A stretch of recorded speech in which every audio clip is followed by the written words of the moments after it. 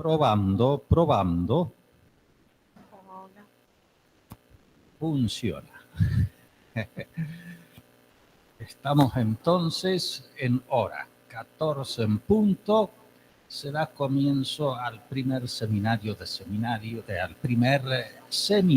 licenciatura de Ana Laura García. Estudio espectrofotométrico de cúmulos abiertos. El tribunal, doctora Andrea Verónica Ahumada, doctora Mercedes Gómez, y yo, quien les habla, doctor Javier A. Camperie, presente.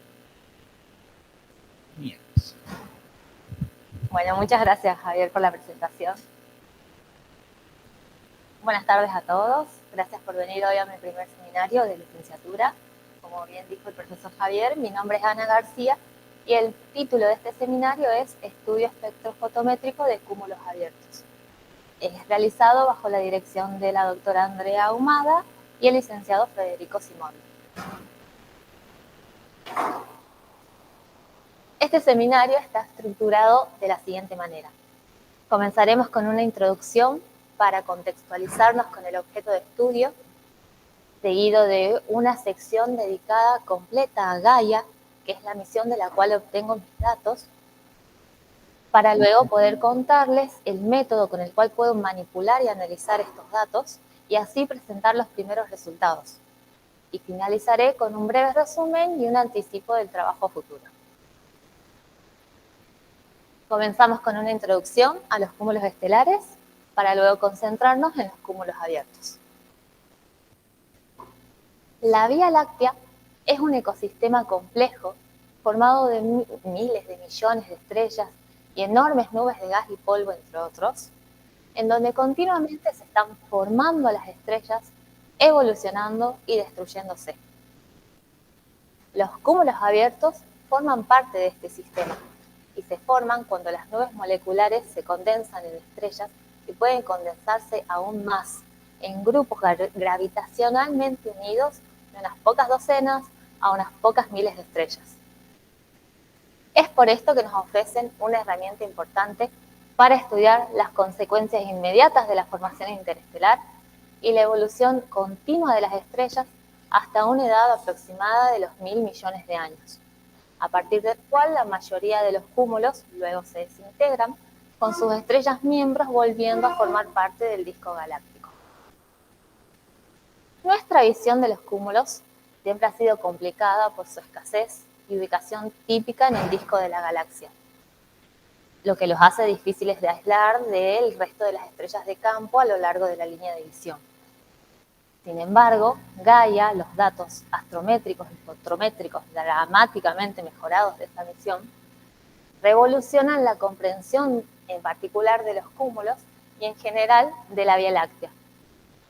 Las mejoras de Gaia han permitido y permiten nuevos conocimientos acerca de las propiedades de los cúmulos. ¿Pero qué es un cúmulo estelar? Tradicionalmente se los considera como grupos de estrellas coetáneos con la misma composición química inicial y que se encuentran ligados gravitacionalmente. Sin embargo, en la literatura podemos encontrar diferentes concepciones acerca de lo que es un cúmulo estelar. Acá vemos algunas de ellas. Toda esta variedad de definiciones se deben a los diferentes objetivos perseguidos por cada autor en sus estudios o trabajos. Los cúmulos estelares son importantes en diversas áreas de la astronomía. Para la astronomía galáctica y extragaláctica son útiles porque trazan la estructura e historia de formación y evolución química de las diferentes componentes de la Vía Láctea y de las galaxias en general. Para la astronomía estelar, permiten verificar modelos de formación y evolución de las estrellas. También ayudan a la comprensión de cuándo, cómo y por qué las estrellas se agrupan. Todo esto debido a que cubren una amplia gama de masa, tamaño y escalas de densidad. Por otro lado, la interacción entre galaxias deja marcas distintivas en las propiedades astrofísicas globales de sus sistemas de cúmulos estelares, importantes para estudiar la dinámica. Los cúmulos estelares se pueden clasificar según pertenezcan a nuestra galaxia o no. en galácticos y extragalácticos. Acá vemos al cúmulo extragaláctico NGC 1466, perteneciente a la nube mayor de Magallanes, una de las galaxias más cercanas a la nuestra. En esta otra imagen, perteneciente al telescopio espacial James Webb, una imagen de campo profundo que según la NASA es la imagen infrarroja más nítida del universo distante, y el tamaño de lo que estamos viendo equivale al tamaño de un grano de arena, si lo sostenemos si lo pudiera sostener en mis dedos, a la distancia que me permite el brazo. Si hacemos zoom a esta región, podemos observar esta galaxia rodeada de estos puntos brillantes, donde cada uno de esos puntos probablemente sea un cúmulo estelar de apariencia globular. Es decir, podemos concluir que los cúmulos estelares no solo se pueden encontrar en las cercanías de la Vía Láctea, sino también en las regiones más distantes conocidas del universo. Volviendo a la clasificación, los cúmulos galácticos pueden a su vez subdividirse en globulares o abiertos. Ya sean de tipo globular o de tipo abierto, los cúmulos galácticos tienen las siguientes propiedades en común. Ambos tipos orbitan el centro de la galaxia. Debido a las grandes distancias que nos separan de los cúmulos, se puede considerar que todas las estrellas pertenecientes a un mismo cúmulo están a la misma distancia de la Tierra y están unidas por fuerzas gravitatorias. Y en general, debido a la definición adoptada, todas las estrellas presentan la misma edad. Los cúmulos galácticos son esenciales para determinar la estructura de la Vía Láctea. Pero las características que los diferencian son que para los cúmulos globulares se observan simetrías esféricas, mientras que para los abiertos, formas irregulares. Para los cúmulos globulares podemos encontrar, están conformados por estrellas desde las decenas de miles a los cientos de millones de estrellas. Para los cúmulos abiertos vamos a encontrar integrantes de unas pocas docenas o unos pocos miles de estrellas. Los cúmulos globulares se encuentran en el halo de la galaxia, mientras que los cúmulos abiertos son más predominantes en los brazos de la galaxia. Y al observar cúmulos globulares vamos a encontrar estrellas rojas, gigantes, enanas blancas, que son estrellas más viejas, evolucionadas. Y al estudiar cúmulos abiertos vamos a encontrar estrellas azules, que son estrellas más jóvenes. Los cúmulos globulares se caracterizan por su alta densidad, contrario a los cúmulos abiertos que presentan bajas densidades. Acá vemos 3 cúmulos globulares y acá 3 cúmulos abiertos que evidencian estas características que les acabo de contar, que son aplicables a los cúmulos en general. Este estudio se concentra en los cúmulos abiertos. Y el estudio de los cúmulos abiertos se remonta, la importancia de los cúmulos abiertos se remonta al trabajo pionero de Trampler de hace casi un siglo atrás, quien cataloga más de 300 cúmulos, indicando sus distancias, tamaños, clasificaciones, entre otras cosas.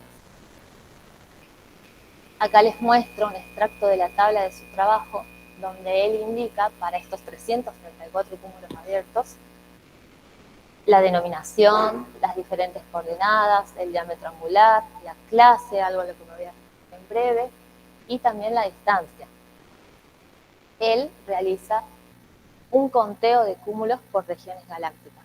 Acá podemos ver la distribución de los cúmulos por secciones de 20 grados de longitud galáctica. Además, al observar los cúmulos abiertos más lejanos, él encuentra que se presentaban menos brillantes de lo esperado y más enrojecidos, es decir, con estrellas más rojas.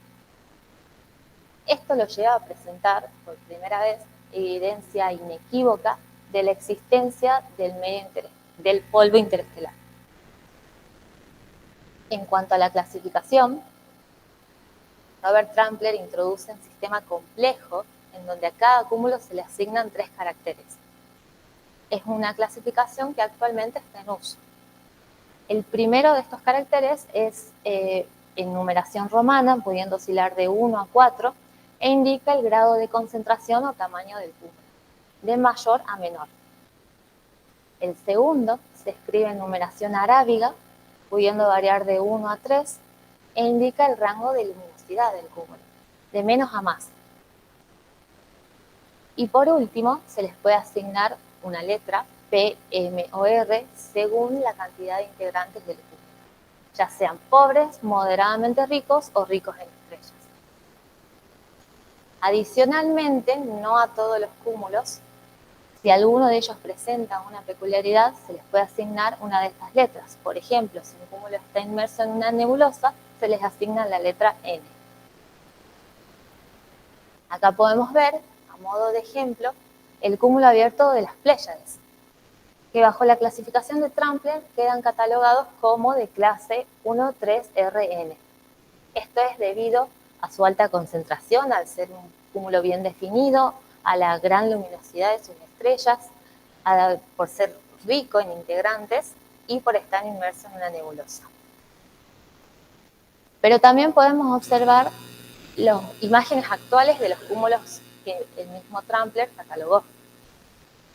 En color celeste se indica el diámetro angular de los cúmulos y además indicamos la clase asignada para cada uno. Entonces, se puede decir que sabiendo la clase, sin necesidad de recurrir a ver una de las imágenes de los cúmulos, uno puede estimar, uno puede saber cómo es la apariencia, la morfología del cúmulo, cómo se puede evidenciar en estas imágenes de acá.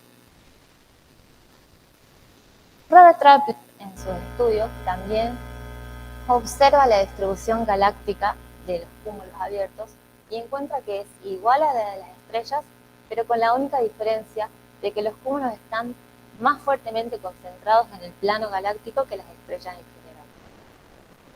general. Vemos en la distribución espacial de los cúmulos en un corte perpendicular al de la galaxia.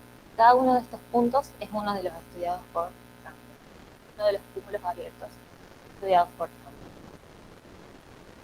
De esta manera, él concluye que las características esenciales de la Vía Láctea pueden describirse gracias a la distribución de los cúmulos abiertos. Puede asumir que nuestra galaxia es de tipo espiral y puede estimar también el tamaño de la misma. Además, deduce el sentido de rotación de los brazos por la dirección en que se dispone. Aquí vemos la distribución espacial de los cúmulos abiertos estudiados, con el Sol casi en el centro, indicado por esa cruz, en coordenadas galácticas. En esta otra figura vemos una extensión de esta que les mostré acá, donde todo este sistema de cúmulos abiertos ahora está representado en esa zona sombreada, elongada, y cada uno de estos puntos es uno de los cúmulos globulares conocidos desde entonces. Además, estas regiones sombreadas pero circulares son las nubes de Magallanes. Este es un corte perpendicular también al del plano de la galaxia.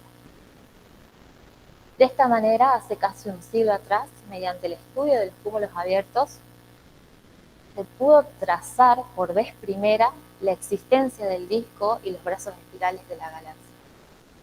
Así también como indicar de manera inequívoca la presencia del medio interestelar.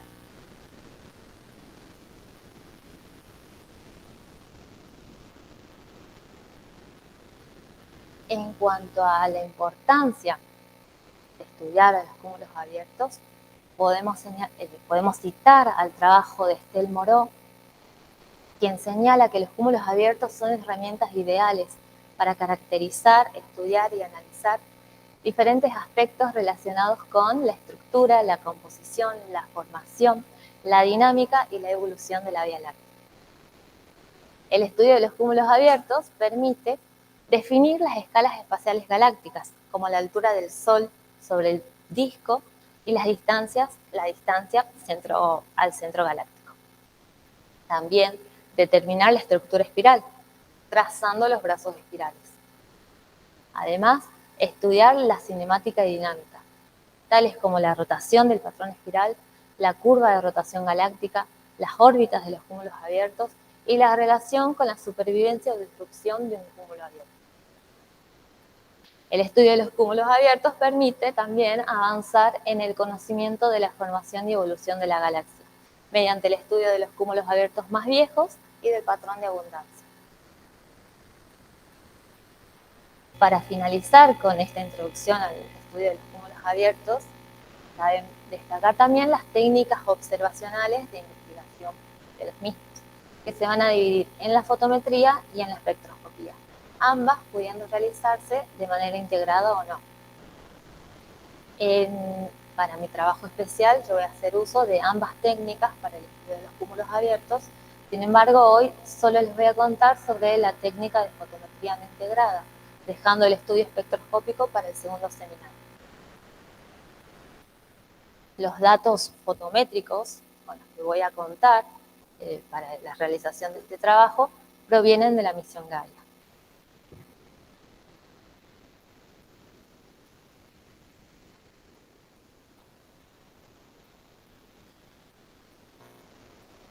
Gaia es el acrónimo de Global Astrometric Interferometer for Astrophysics.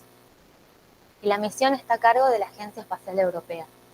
Fue diseñada para crear el mapa tridimensional más preciso de la Vía Láctea y del grupo local, contando con observaciones de más de 1.000 millones de estrellas.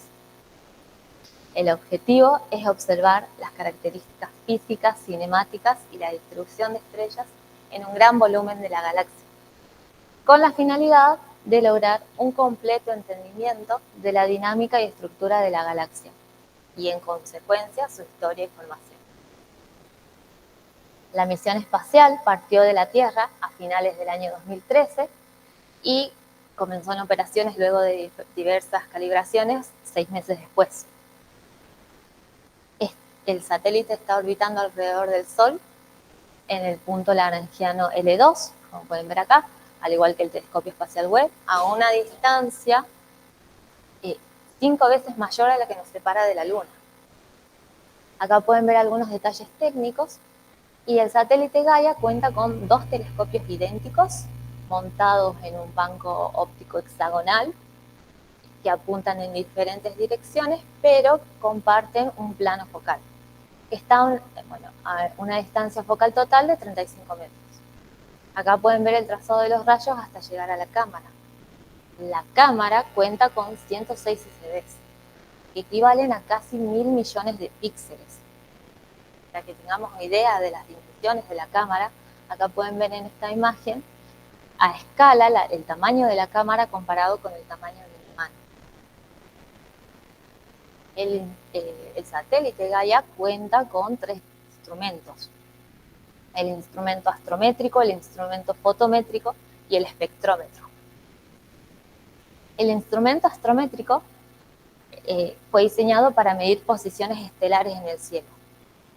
Al combinar las mediciones de una dada estrella durante el periodo de la misión, es posible deducir su paralaje, por lo tanto la distancia, así como la velocidad en su movimiento a lo largo del plano del cielo. El instrumento fotométrico proporciona información del color de los objetos celestes.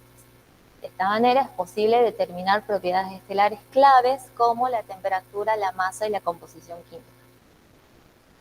El instrumento fotométrico cuenta con 2 dispersores de baja resolución, uno en el rango azul y otro en el rango rojo del espectro óptico, denominados BP por Blue Photometer, que cubre el rango de longitud de onda de 330 a 680 nanómetros, y el RP por Red Photometer en el rango de los 640 a 1050 nanómetros.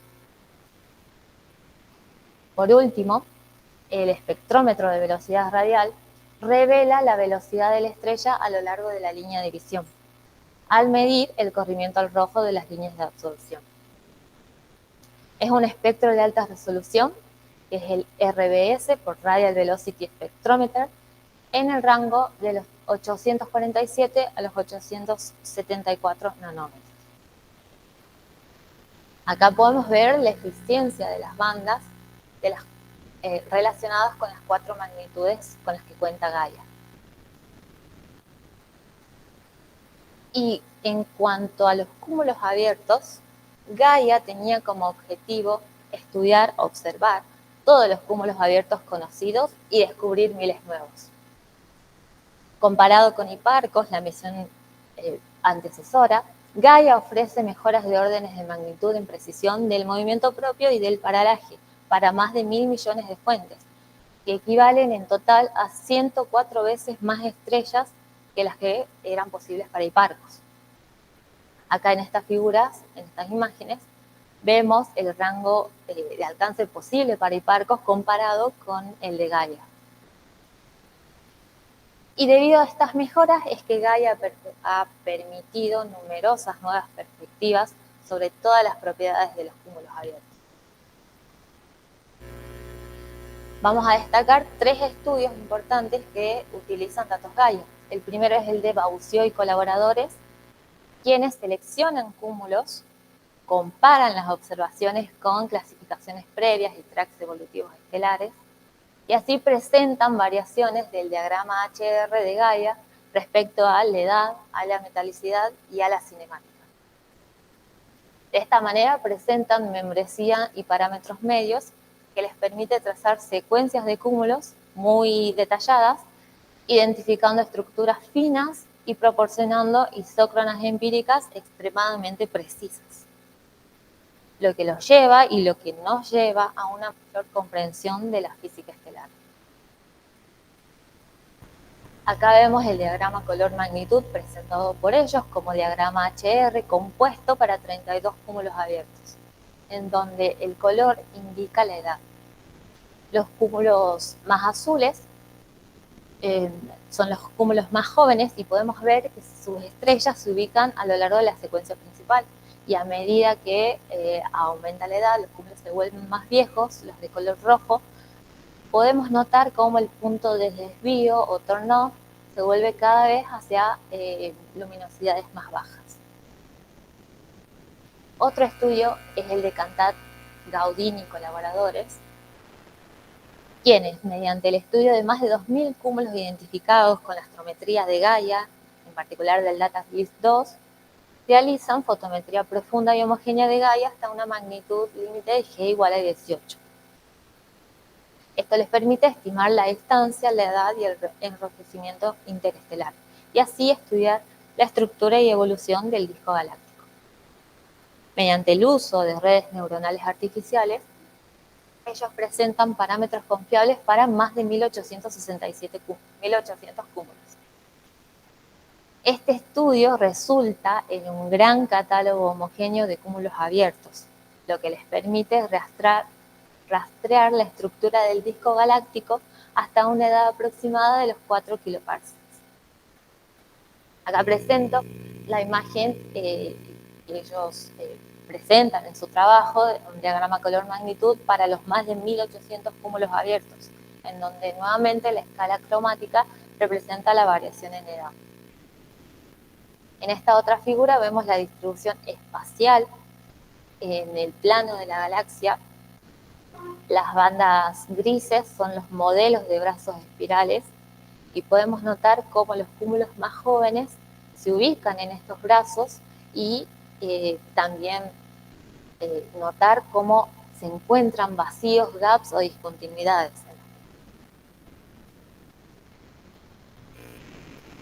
Esta otra figura perteneciente a su trabajo muestra la distribución galactocéntrica. En la figura superior vemos la distribución para 3 rangos de edades. Los azules son los más jóvenes, los rosas son los de edad cúmulos medianamente jóvenes y los amarillos son los más viejos. En esta línea gris se destaca la posición del Sol. Lo que podemos observar de esta figura es que para la distribución de los cúmulos más jóvenes vemos 2 picos correspondientes a los brazos espirales local y al de Perseo. Y por último, el estudio de Díaz y colaboradores, quienes, basados en datos de Gaia, también del DataGLISS 2, presentan parámetros uniformes y actualizados en 2021 para 1.743 cúmulos abiertos.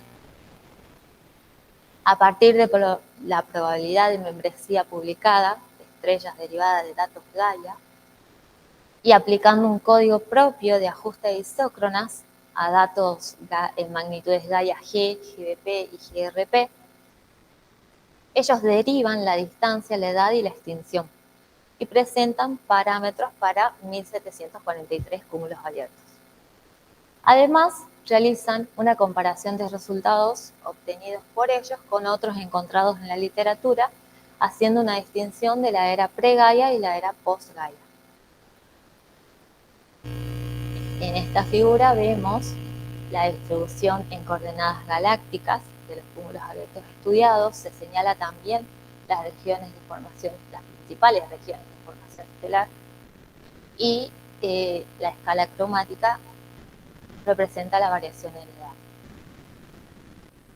Como mencioné, ellos comparan sus resultados con otros en la literatura, y para el caso de la era pre-Gaia, ellos hacen esta comparación con dos de los catálogos más utilizados desde entonces, que son los de Díaz y colaboradores en el año 2002, los de la primera fila, y Karchenko y colaboradores del año 2013 en la fila inferior.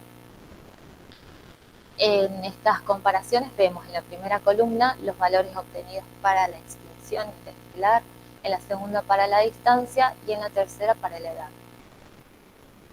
En todos los casos se puede ver que si bien hay cierta dispersión entre los resultados obtenidos, la gran mayoría se ubica en lo que es la función identidad.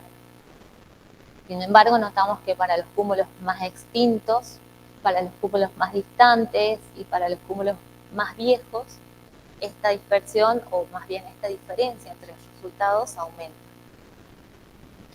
Y en cuanto a resultados obtenidos ya en la era de Gaia, ellos hacen una comparación, en este caso estamos viendo para la edad, con el trabajo de Cantar, Gaudin y colaboradores, que es el que les comenté hace un momento atrás, y el de Bocin y colaboradores del año 2019. Lo que podemos ver de estos gráficos es que aumenta esta correlación, pero sin embargo, a pesar de utilizar datos de la misma procedencia, sigue habiendo cierta dispersión. Ahora les voy a pasar a comentar el método con el cual yo analizo y puedo trabajar estos datos fotométricos que obtenemos de Gaia.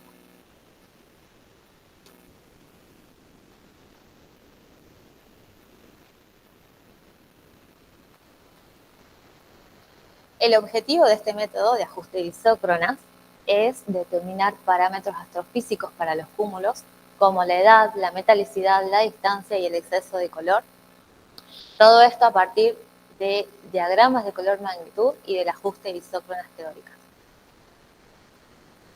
Los datos con los que contamos corresponden, como bien dije, a la misión Gaia, en particular al Data Release 3, y son fotométricos las magnitudes G, GBP y GRP, y astrométricos la paralaje, los movimientos propios y las coordenadas ecuatoriales de las estrellas. El objeto de estudio es NGC 6204. Acá podemos ver una imagen del mismo, indicando su diámetro angular. Acá se presentan las coordenadas también, y como vemos, según las coordenadas galácticas, es un cúmulo perteneciente al cuarto cuadrante y muy cerca del plano. En cuanto a la obtención de los datos, podemos observar acá la web donde podemos adquirir los datos de Gaia, indicando el nombre del objeto o sus coordenadas y también un radio de búsqueda. Además, también, como pueden ver, seleccionamos qué parámetros deseamos obtener. Sin embargo, nosotros utilizamos la herramienta TopCat, que es un graficador visual interactivo que nos permite manejar grandes volúmenes de datos y tablas. Este programa además tiene la versatilidad de que tiene incorporada varias bases de datos, en particular la de Gaia. El primer paso de todo este método es la selección de miembros de este cúmulo. Acá les estoy mostrando la interfaz de este programa, en donde seleccionamos al objeto, indicando sus coordenadas, y también un radio de búsqueda. Es decir, realizamos una búsqueda en cono en la dirección del objeto, tomando como referencia su diámetro angular, ¿sí? Como pueden ver. Aquí, entonces, ahora vemos en la proyección de coordenadas ecuatoriales los resultados obtenidos de esta búsqueda. vamos a pasar a hacer una selección de miembros de este cúmulo. La primera es una selección por movimiento propio.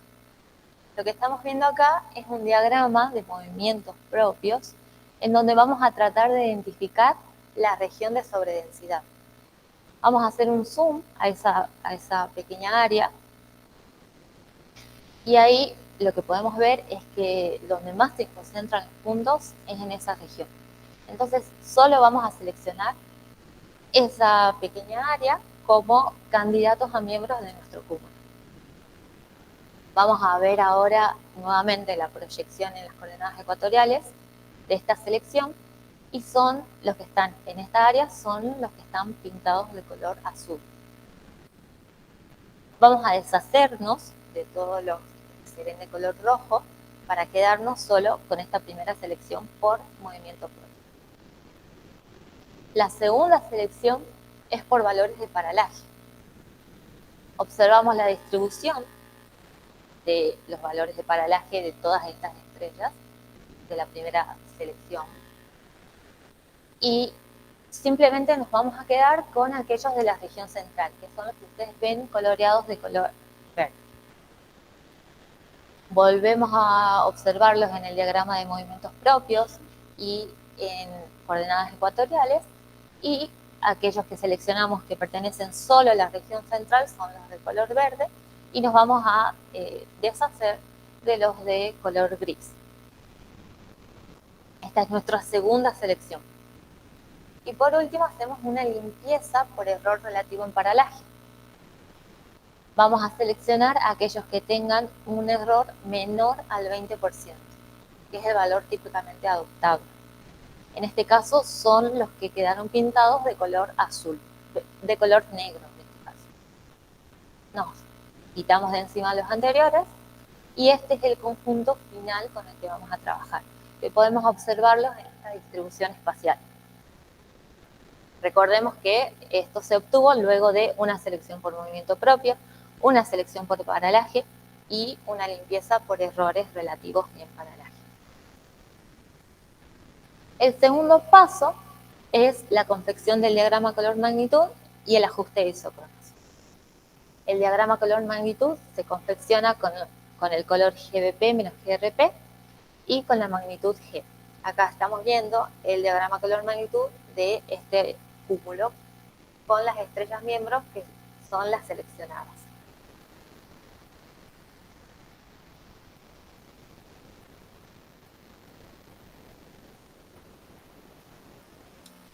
A continuación, descargamos isócronas teóricas que podemos obtener del código Parsec de Bresan y colaboradores. Acá les estoy mostrando la página web. Y debemos indicar el sistema fotométrico de Gaia y un valor o rango de edades y de metalicidades para trabajar.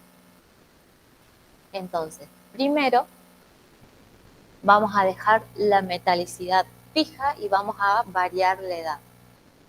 Como en los cúmulos abiertos se observa que la mayoría tiene valores de metalicidad cercanos a los de la metalicidad solar, tomamos ese valor como fijo y variamos la edad. Acá estamos viendo una colección de isócronas en el rango de edad desde los 10 millones de años hasta los 500 millones de años. Podemos ver que las principales diferencias entre todas estas se dan en la rama de las gigantes. Entonces vamos a concentrarnos en esta zona para poder identificar cuál es la que mejor se ajusta a nuestra distribución de puntos, que es a nuestro cúmulo. En este caso resulta ser la de color azul, como pueden ver acá. Esta de color azul es correspondiente a 225 millones de años. Vamos a quedarnos solo con esta. Y ahora, dejando la edad como valor fijo, vamos a variar la metalicidad. Descargamos varias isócronas de diferentes metalicidades, como pueden ver acá, pero todas con esta edad de 225 millones de años, y tratamos de identificar nuevamente cuál es la que mejor ajusta a esta distribución de estrellas, que es nuestro cúmulo. En este caso encontramos que la de color rojo, correspondiente a una metalicidad de Z de 0.03, es la que mejor se adecua. Esa de color rojo ahora se las muestro acá de color azul. y recordemos que es correspondiente a una edad de 225 millones de años y a una metalicidad de 0.03. Además agregamos, a modo de error, las isócronas de misma metalicidad, pero de edades más próximas. ¿Sí? Estas son las isócronas envolventes. Y este es nuestro ajuste final. Por lo que ahora paso a comentarles cuáles son los primeros resultados de este cúmulo. Para el cúmulo abierto NGC 6204, mediante el ajuste de isócronas, hemos obtenido una edad de 225 millones de años, una metalicidad de 0.03, un módulo de distancia aparente de 11.3 magnitudes y un exceso de color GBP menos GRP de 0.55, que haciendo la conversión al exceso de color B menos B, nos lleva a un valor de 0.39. En la literatura, los estudios de este cúmulo abierto NGC 6204 son variados. Ahora les presento los diferentes valores obtenidos para cada uno de estos parámetros por estos diversos autores. Siendo el primero el de Moffat y Bow del año 1973 y el más reciente de esta selección, el de Peña y Ramírez del año 2022. Además indico quienes utilizan datos de Gaia también. Lo que podemos ver es que para el exceso de color los valores varían entre los 0.35, 0.4 hasta 0.5, 0.51. Para el módulo de distancia se encuentran valores de 10, 12 magnitudes. Para la distancia, Moffat y Bow ubican al cúmulo a unos 800 parsecs, otros a 1000, 1200, otros, Carraro y Munari, a los 2.5 kiloparsecs. En cuanto a la edad, vemos valores muy variados. Algunos presentan una edad entre los 36 y 40 millones de años, otros 100, 200, 234 millones de años. Y en cuanto a la metalicidad, encontramos solo un autor, en realidad 10 colaboradores, que derivan el valor de metalicidad, encontrando 0.025. Otros autores simplemente asumen un valor para trabajar, para hacer sus derivaciones de otros parámetros. Podemos ver algunas menores a la metalicidad solar y otras similares a la metalicidad solar. Ahora agrego mis resultados para que podamos comparar y en color naranja les indico de todos estos valores de cada uno de estos parámetros el extremo superior. Y en color azul o celeste les indico el mínimo de todos estos. Lo que podemos ver, a excepción del caso de la metalicidad, es que mis valores se encuentran dentro del rango de los encontrados por otros autores. Por ejemplo, para el exceso de color obtengo un valor de 0.39, igual al de Moffat y Bow, pero está dentro del rango de los demás autores. Para el módulo de distancia, 11.30, dentro del rango. Para la distancia obtengo un valor de 1800 parsecs y para la edad, una edad de 225 parsecs, ¿sí? Dentro del rango también esperado. Entonces, a modo de resumen de este seminario, realicé una introducción de los cúmulos abiertos, indicando su importancia y relevancia en el estudio de la galaxia. Describí a la misión Gaia, de la cual provienen mis datos fotométricos y astrométricos. Presenté al programa TopCat, con el cual me es posible analizar todos estos datos provenientes de Gaia, y también parte de todo el método. Me explayé acerca del método utilizado para derivar los parámetros de NGC 6204 y finalmente hice una comparación con los datos existentes en la literatura, concluyendo que mis valores se encuentran dentro del rango de lo esperado. Y como trabajo futuro, tenemos como objetivo extender la muestra estudiada a un total de 10 cúmulos abiertos para no solo estudiarlos con las técnicas de fotometría, sino también determinar sus parámetros a partir también de técnicas espectroscópicas integradas. De esta manera podremos discutir sobre los parámetros obtenidos por ambos métodos y también analizar las propiedades encontradas de estos cúmulos en relación a los demás cúmulos abiertos de la galaxia. Con esto concluye mi seminario. Muchas gracias. Les dejo las referencias bibliográficas.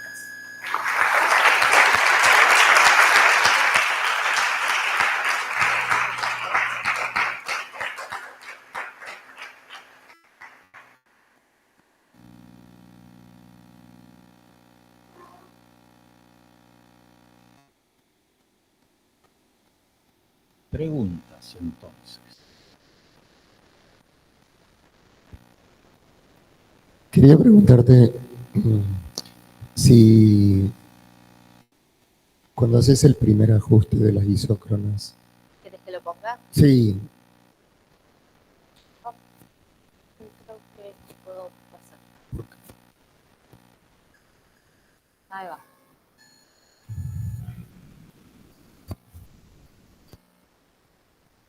Sí.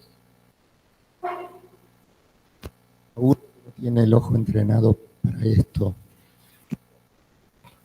Parecería que todos los puntos de la mayoría de los... Sí, ¿Por qué? te referís a la parte de la secuencia principal. Claro. Bien, para ajustar más esta zona de la secuencia principal, en realidad nosotros nos fijamos más en diferentes metalicidades. Acá lo que nos estamos fijando principalmente es la parte del desvío Turnoff. ¿De qué? Del desvío, no sé si se me escucha, ahí, la parte del Turnoff. Y eso no puede hacer que cambie sensiblemente. Me sorprendió un poco de que Sí. con Gaia vos tenés como más o menos doble de distancia, ¿no? Siendo una cosa tan precisa Gaia. Y esta es una cosa La tan distancia cerquita. determinada Claro, sí, por nosotros. hay un feeling porque... Perdón, no entendí el final.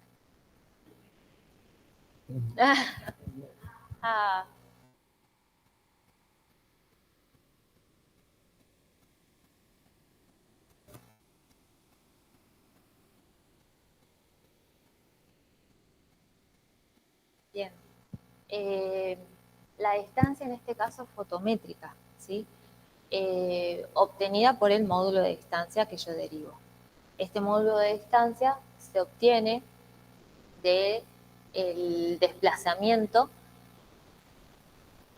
Algo que puedo acotar a todo este método es que para cada una de las isócronas también se inspecciona el desplazamiento en los ejes de estos puntos. Uno trata de mover a esta distribución de puntos acercándolo o alejándolo de estas isócronas. El módulo de distancia se obtiene por el desplazamiento en el eje de las ordenadas y el desplazamiento en el eje de las abscisas se obtiene, eso deriva del exceso de color. En cuanto a mi resultado, que obtengo una distancia de 1800 parsecs, eso es lo que derivo a partir de este módulo de distancia. Como pueden ver acá, probablemente esto de acá no tiene el valor presentado en el trabajo de distancia, este no tiene el valor presentado del módulo de distancia. Puede suceder que esta distancia sea una distancia astrométrica también. La distancia astrométrica la pueden determinar geométricamente o por paralaje o por el valor medio de paralaje de las estrellas integrantes del cúmulo. Cuando yo calculo la distancia astrométrica de mi selección de estrellas de este cúmulo, obtengo un valor de 1.2. Es decir, puede diferir entre estos cálculos de distancia los valores. Gracias. No sé si mareé más, pero bueno, al menos me explayé en eso.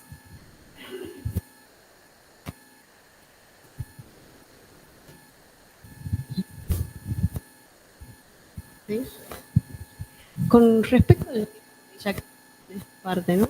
Vos empezás asumiendo cierta metalicidad Sí, para el cúmulo. sí, Después fijás eso y decís, bueno, ahora me muevo en edades claro. y volvés a ver la metalicidad y te da un poquito distinta o cuántos, digamos, cuán chiquita es la diferencia de metalicidad que vos obtenés con respecto a tu valor inicial, ¿no? No tengo idea de ahí observacionalmente qué es mucho y qué es poco. Claro. Ahora, la pregunta es, si vos hubieses hecho al revés, primero Ujú. fijar la edad y después moverte en Ujú. metalicidad, ¿obtenés más o menos los mismos Sí, valores o es similar? Sí. No me acuerdo si de hecho lo probé, pero sí, se puede llegar a obtener algo similar. No se ven grandes diferencias al hacerlo al inverso. Y cuando comparás con los otros Gaia, Sí. vos haces una diferencia entre y decís, estos son asumidas metalicidades y esta es calculada. Sí. ¿Tu comparación sería comparable a los asumidos? ¿Entiendo bien? Hay dos que son el valor que yo obtuve. O sea, ¿qué significa asumido ahí? Y que el ellos otro... no varían metalicidad, no determinan, ellos no tienen como objetivo en su trabajo determinar la metalicidad, ellos determinan todos estos otros parámetros asumiendo que el cúmulo tiene esta metalicidad, que 0.02 es la metalicidad solar. Y la MEA es levemente superior a la metalicidad solar. Otra pregunta.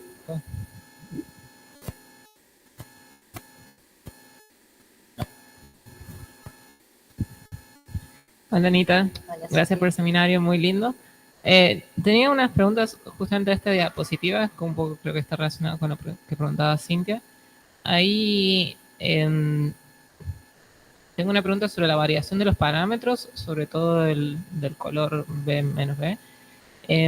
Si la diferencia del valor que se obtiene entre los distintos trabajos, sobre todo con Gaia, que supongo que serían los mismos datos, viene dado por justamente que consideran distintos valores de metalicidad, o cambia algo en los datos que se consideran, tipo el criterio que utilizan para determinar que las estrellas es más riguroso en uno, menos riguroso en otro, o también puede estar relacionado a una metodología distinta en la obtención. Exacto. No solo el caso ¿no? del exceso de color, sino para cada uno de los parámetros. Se encuentra gran dispersión ¿no? de todos estos valores. Y se debe en parte a que utilizan diferentes métodos, ¿no? Pero lo curioso es que también se da a pesar de utilizar los mismos datos. ¿Sí? Principalmente, como digo, es por los diferentes métodos. Y muchos de estos son catálogos, es decir, analizan no un cúmulo en particular o una muestra pequeña, sino que muchos cúmulos todos juntos. Digo que ahí también influye el método utilizado. Hola. En realidad, ¿se escucha ahí? Y algo similar.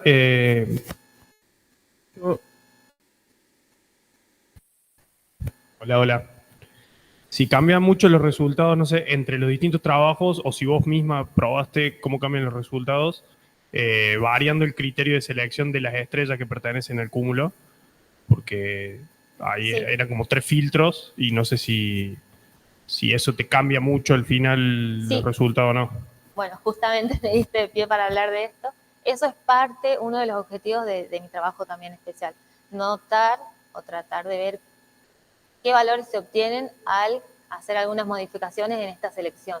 Si considero el conjunto completo, si considero en vez del 20% en el error relativo otro valor, ver qué parámetros obtiene. En parte me fui fijando eso para el valor de la distancia y justamente fui notando cómo variaba el valor de distancia obtenido para el conjunto total, para la primera selección por movimiento propio, para la segunda que es por paralaje, así.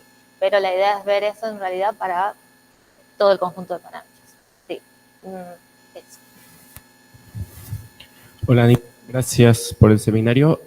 Una duda con respecto, porque veo que algunos tienen barra de error y otros no. Ujú. Tu método, o sea, vos tenés posibilidad de medirle barra de error a tus parámetros.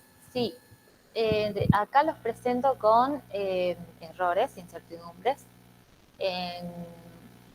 Esto es por el ajuste de isócronas, ¿no? Entonces, más o menos se debe un poco al paso que tomo para cada ajuste en realidad. De ahí derivo los errores.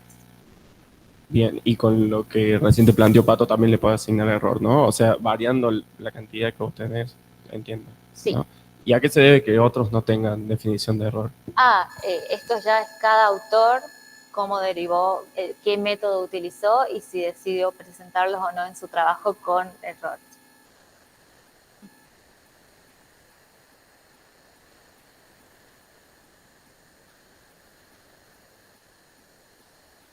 No te escucho. Hola, hola. Ahí está. Ahí está. Bueno, Anita, muchas gracias. Un excelente seminario. Te quería hacer una pregunta desde la ignorancia completamente. No, bueno, los he escuchado a ustedes que han presentado esto de las poblaciones múltiples en cúmulos globulares. Ujú. Te quería preguntar si habías observado algo de eso en estas muestras o si es posible que ocurra algo de eso dado que son poblaciones tan jóvenes, Ujú. si eso te puede introducir algún error. Claro, justamente, la mayoría en cúmulos globulares, como vos decís. Ocurre que justo para este caso que analizamos acá, se observa que es una población simple. El ajuste es muy bueno, muy lindo, ¿no?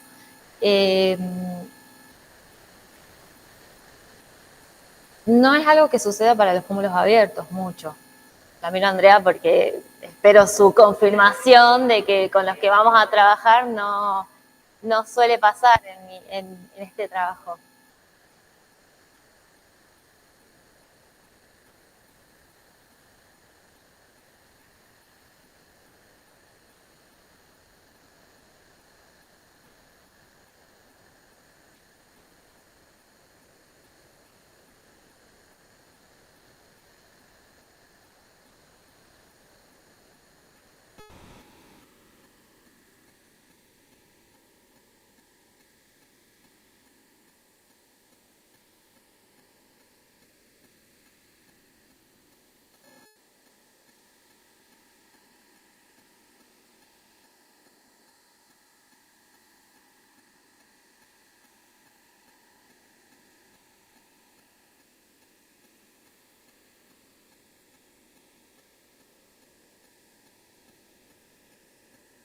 Queda tiempo para una pregunta.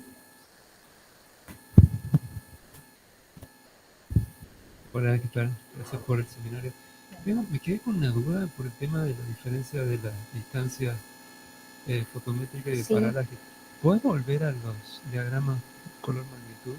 Porque veo que tenés una diferencia de 0.8 en un ¿Alguno módulo, ¿no? en particular? No, cualquiera. Vos tenés una diferencia de módulo de distancia de 0.8 magnitudes con las otras medidas de Gaia y es más o menos el ancho de los puntos, ¿no? El ancho de los puntos No, el ancho de la distribución de los puntos. Perdón. Entonces tenés un ancho en la distribución que una... Sí, veo. Ajá. Sí. Y justo digamos, tu discrepancia entre tu medición de distancia y la medición de paralaje, que no debería estar, ¿no? Si uno piensa que, a ver, el paralaje es difícil que esté mal, ¿no? Sí. Entonces, no sé si probaste o piensas probar fijando la distancia de paralaje y hacer los ajustes. Sí, es una buena forma. Buenísimo. Tener como referencia, ya partir como esa, con la distancia astrométrica, tenerla como referencia para hacer el ajuste, ¿no? Sí. No, es buenísimo. bueno. Eso es, gracias. No, gracias a vos. Damos entonces un gran aplauso a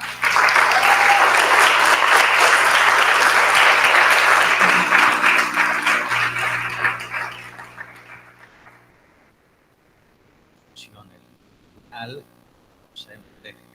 Dar su opinión son bienvenidos.